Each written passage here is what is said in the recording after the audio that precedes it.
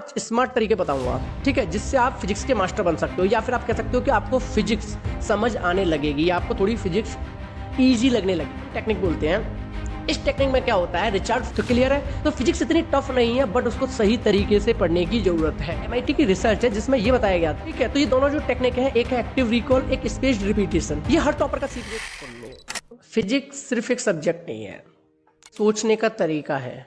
अगर आपने फिजिक्स को अच्छे से समझने की आदत डाल ली ना, तो सिर्फ बोर्ड एग्जाम ही नहीं, JEE, नीट और इवन जो लाइफ की प्रॉब्लम्स हैं वो भी आपको आसान लगने लगेंगे।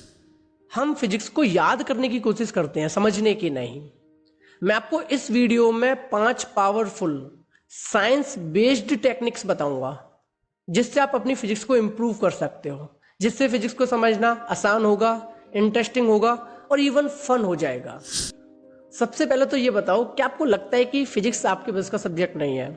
हाँ या ना, कमेंट करके बताओ। अगर आपका जवाब है हाँ, तो मेरे भाई इस वीडियो को एंड तक जरूर देखना। हो सकता है कि तुम्हारा माइंडसेट बदल जाए। सबसे पहले बात करते हैं कि फिजिक्स से डर क्यों लगता है, यानी फिजिक्स से कुछ लोग भागते क्यों हैं। इसके पीछे कुछ ना क्लियर रीजंस हैं। सबसे पहली वजह है कॉन्सेप्ट क्लियर नहीं होते, और जब कॉन्सेप्ट क्लियर नहीं होते तो फॉर्मूला भूल जाते हैं, ठीक है। दूसरा प्रॉब्लम क्या है? दूसरा प्रॉब्लम ये है कि न्यूमेरिकल देखो तो ऐसा लगने लगता है कि भाई मेरे से नहीं हो पाएगा, देखते ही न्यूमेरिकल ब्लैंक हो जाते हैं, दिमाग में कुछ आता ही नहीं है। और तीसरा, जब कोई टॉपिक हम फिजिक्स का पढ़ते हैं, अगर वो टॉपिक रियल लाइफ से कनेक्ट ना हो तो फिर हमें वो टॉपिक बोरिंग लगने लगता है, या फिर वो सब्जेक्ट ही में बोरिंग लगने लगता है। हमें लगता है कि इसका रियल लाइफ में काम क्या है। समझ आ रही है ना? तो एक MIT की रिसर्च है जिसमें यह बताया गया था कि अगर आप कॉन्सेप्चुअल सब्जेक्ट को रट्टा मारने की कोशिश करते हो, ठीक है, तो वो क्या करता है, ब्रेन को ओवरलोड करने लगता है। और जब ब्रेन ओवरलोड हो जाता है, इसे हम बोलते हैं कॉग्निटिव लोड। इसका रिजल्ट ये होता है कि हम कंफ्यूज होने लगते हैं, कंफ्यूजन फील करते हैं, हम फ्रस्ट्रेट होने लगते हैं, हम अपने आप में डिमोटिवेट फील होने लगते हैं, ठीक है। जब भी कॉग्निटिव लोड बढ़ेगा माइंड पे, तो हमारे साथ ये 3 प्रॉब्लम होंगी। हम फ्रस्ट्रेट होंगे, डिमोटिवेट होंगे, कंफ्यूज होंगे। लेकिन टेंशन मत लो, देखो अगर प्रॉब्लम है तो इसका सॉल्यूशन भी। की बात कर रहे हैं तो हम समझेंगे कि भाई ब्रेन साइंस ऑफ लर्निंग क्या है। यानी कि ब्रेन साइंस ऑफ लर्निंग में हम ये समझेंगे कि जो हमारा ब्रेन है उसका बेस्ट काम करने का तरीका किस सिचुएशन में, यानी कि हम ब्रेन के बेस्ट लर्न करने की 3 सिचुएशन की बातें करेंगे। हमारा ब्रेन 3 सिचुएशन में बेस्ट लर्न करता है। नंबर 1 सिचुएशन, जब हम विजुअल्स देखते हैं, यानी कि जब हम किसी चीज को पिक्चर की फॉर्म में देखते हैं, जब हम कोई मूवी देखते हैं तो हमें वो याद रह जाती है, बट हमें वहां की बातें याद नहीं रहती। तो पहली सिचुएशन ये होगी, हमारा ब्रेन बहुत अच्छा वर्क करता है। दूसरा, जब हम खुद से याद करने की कोशिश करते हैं, इसके लिए एक साइंटिफिक टर्म भी यूज होता है, एक्टिव रिकॉल। जब हम बिना देखे किसी चीज को खुद से याद करने की कोशिश करते हैं, कब हुआ था, क्या था, कैसे था, तो इससे ब्रेन और स्ट्रॉन्ग होता है, इसकी मेमोरी स्ट्रॉन्ग होने लगती है। तीसरा सिचुएशन है जब हम बार बार रिवाइज करते हैं, लेकिन प्रॉपर गैप के साथ। यानी कि हमने आज रिवाइज किया, फिर तीसरे दिन रिवाइज किया, फिर 5वें दिन रिवाइज किया। पहले 1 दिन का गैप, फिर 2 दिन का गैप, फिर 5 दिन का गैप, ठीक है। तो ये दोनों जो टेक्निक है, एक है एक्टिव रिकॉल, एक स्पेस्ड रिपीटेशन। ये हर टॉपर का सीक्रेट टूल होता है। इस टेक्निक में सिंपल क्या है, एक टॉपिक को आप बार बार रिवाइज कर रहे हो, लेकिन थोड़े थोड़े गैप के साथ रिवाइज कर रहे हो। इससे क्या होता है कि जो आपका ब्रेन है वो हर दिन थोड़ा थोड़ा एफर्ट लगाता है, और इस एफर्ट लगाने की वजह से आपकी जो मेमोरी है वो स्ट्रांग होने लगती है। यानी आपको एक ही दिन में 5 बार पढ़ने से बेटर है कि आप 5 दिन में एक बार उस चीज को रिवाइज करो। क्लियर है ना? यानी गैप के साथ रिवाइज करो। तो ये जो 2 टर्म मैंने आपको भी बताए, एक तो मैंने आपको टर्म बताया एक्टिव रिकॉल, इसको आपको याद रखना है, और दूसरा मैंने टर्म बताया आपको स्पेस्ड रिपीटेशन, आपको ये भी ध्यान रखना है। आप चाहो तो इन दोनों टर्म को आप गूगल करके देख सकते हो, ठीक है। तो ये कोई ऐसा नहीं है कि मोटिवेशनल कोट है, मोटिवेशनल कोट नहीं है, ये एक neuro science proven learning hacks हैं, ठीक है, जिन पर रिसर्च हो रखी है। आप चाहो तो इन्हें गूगल कर सकते हो, और आप जब इन्हें अपने स्टडी मेथड्स में डालोगे तो आपको खुद फर्क नजर आएगा, खुद फर्क महसूस होगा। फिजिक्स जो है वो याद करने का नहीं है, रट्टा मारने का नहीं है, सीधा सीधा समझने का गेम है, उसके कॉन्सेप्ट को समझने का गेम है, उसको विजुअलाइज करने का गेम है, ठीक है।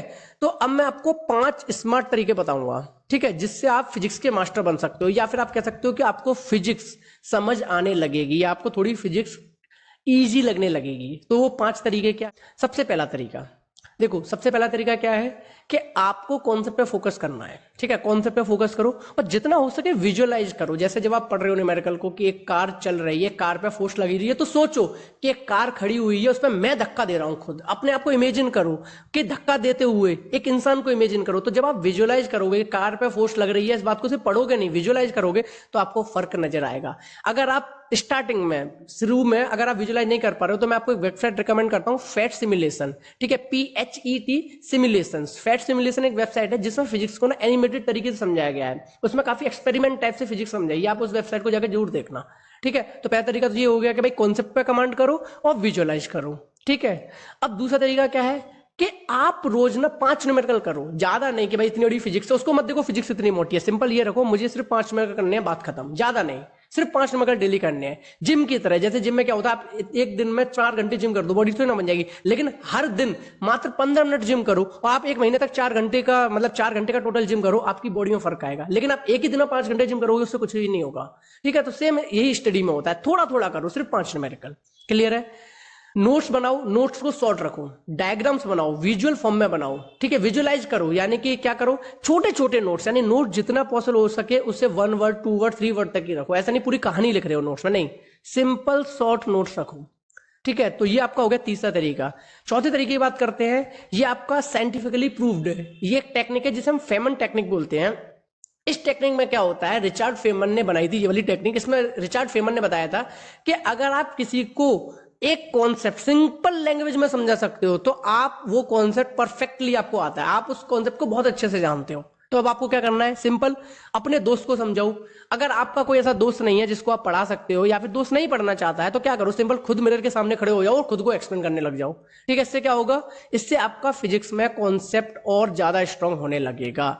और लास्ट तरीका है कि माइंड मैप बनाओ, स्टिकी नोट्स बनाओ। स्टिकी नोट्स में क्या करो, आप उसमें सिर्फ फॉर्मूला लिखो, F=ma, सिर्फ फॉर्मूला लिखो। आपने नोट्स तो अलग बना दिए, आप इसमें सिर्फ फॉर्मूला लिखो और कहीं पे भी चिपका दो, आते जाते फॉर्मूला को देख लो, हाँ भाई F=ma। इससे क्या होगा कि आपको सबकॉन्शियस माइंड में वो फीड होने लगेगा वो फॉर्मूला, तो जब आपको जरूरत होगी तो वो आपको आसानी से याद हो जाएगा। तो क्लियर है। तो फिजिक्स इतनी टफ नहीं है, बट उसको सही तरीके से पढ़ने की जरूरत है। तो मैंने आपको कुछ साइंटिफिकली टर्म भी बताए, मैंने साइंटिफिकली तरीके बताए जिससे आप फिजिक्स को बेटर कर सकते हो। आप इंटेलिजेंट हो, ऐसा नहीं है, आप काफी इंटेलिजेंट हो, बस जरूरत है कि करेक्ट मेथड फॉलो करने की।